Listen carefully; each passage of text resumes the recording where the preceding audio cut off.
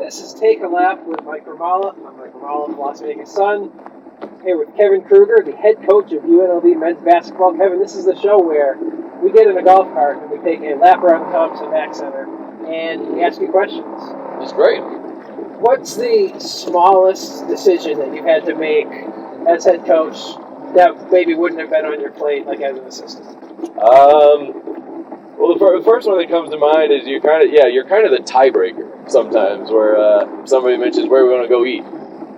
You know, sometimes you find yourself being the tiebreaker, so you have two people looking at you. Yeah, it's your decision, and you gotta make it. And hopefully you're not making somebody unhappy, but you got to do what you got to do. Your dad is a legendary coach, obviously. You must have assumed a lot of coaching lessons and wisdom from him when he's imparting these lessons, whether you know it or not. Are you paying attention as a kid? No, probably not.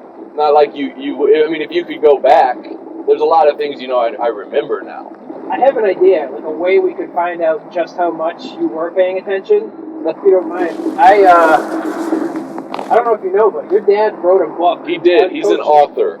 The X's and O's of Success. Yes. Have you read this book? Have I read it? Yes.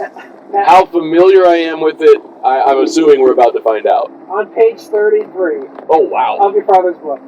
How early should a player arrive for practice or class? Practice, I feel you should be right around that hour mark. Class would be, depending on what you got before, that 5 to 10 minute mark. Answer, 30 minutes. For both? For both. The real stickler. Page 58.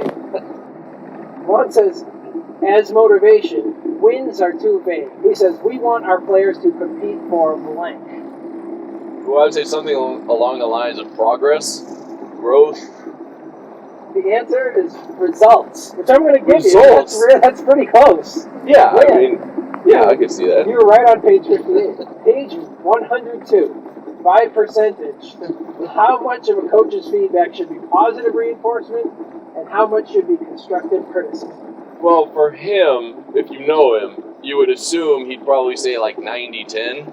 80% positive, 80-20, so I was kind of in the middle. You were in the ballpark.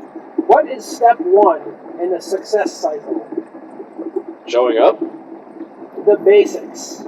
Do the things you need to do every day is step one in the success cycle. Well, showing up could be one of those. It is. That is a basic. It's probably the most basic thing that you can do. And then finally, on page 176.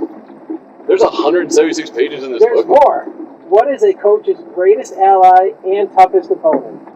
This one really made me think.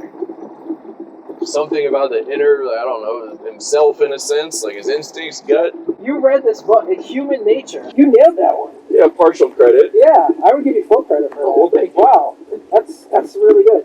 I thought I was going to nail you with that. You were not going to know these answers, but you've got pretty much all of them.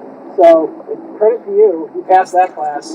And I guess show up 30 minutes early to your next practice, and you'll be good to go. I think I'll be good on that. Thanks, Coach. Thanks, Mike.